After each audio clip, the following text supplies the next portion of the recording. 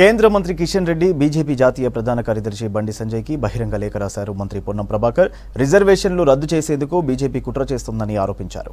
బీజేపీకి SC, ST, BC ఓట్లు అడిగే హక్కు లేదన్నారు. RSS chief Mohan Bhagwat reservation రహిత దేశాన్ని చేస్తామని అనేక సందర్భాల్లో చెప్పిన మాట వాస్తవం కాదా అంటూ ప్రశ్నించారు.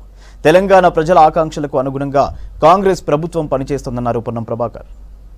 తెలంగాణ రాష్ట్ర అధ్యక్షుడిని అఖిల భారత బీజేపీ ప్రధాన కార్యదర్శి బండి సంజయ్ గారికి బహిరంగ లేఖ ద్వారా నేను అడుగుతున్న, Bharatiya Janata party feudalistic party, వ్యాపారస్తుల పార్టీ.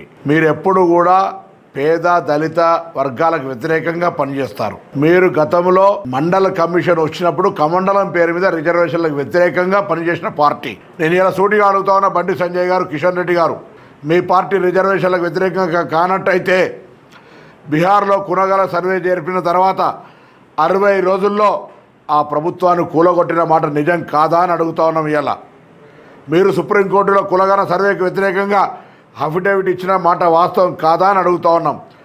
దేశవ్యాప్తంగా ఇన్ని సంస్కరణలు జరుగుతుంటే ఎవరి జనాభా ఎంత అని తెలుసుకొని వారికి న్యాయం చేయాలనే ఆలోచనతోటి కాంగ్రెస్ పార్టీ రాహుల్ గాంధీ గారు ఒక కార్యక్రమాన్ని తీసుకుంటే దాన్ని వ్యతిరేకిస్తూ ఈరోజు ప్రధానమంత్రి గారు ఒక హిడెన్ ఎజెండా కుట్ర ద్వారా దేశంలో 30 సంవత్సరాల తర్వాత సింగిల్ లార్జెస్ట్ పార్టీగా బీజేపీ అధికారం ఏర్పరచుకున్నప్పటికీ కూడా ప్రధానమంత్రి గారు ఇస్ బార్ 400 అంటున్నాడంటే దానికి సంబంధించిన రహస్య ఎజెండా ఏందని అడుగుతున్నాం.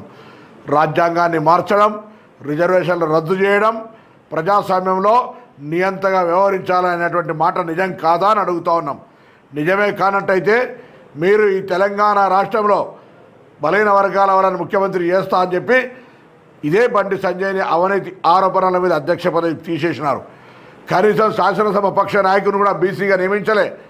మీరు ఆచరణకు సంబంధించి మాటలు చెప్పేటువంటి దానికి వ్యతిరేకంగా బలైన వర్గాలకు అన్యాయం చేసినటువంటి పరిస్థితి.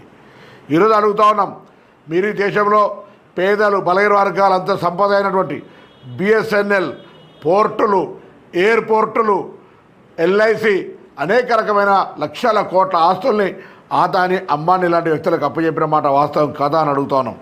ఈరోజు ఈ దేశంలో ఉన్నటువంటి సంపద అంతా తీసుకుపోయి ఎవరికో అప్పచెప్తారని ఒక అపోహలు కలిగించే విధంగా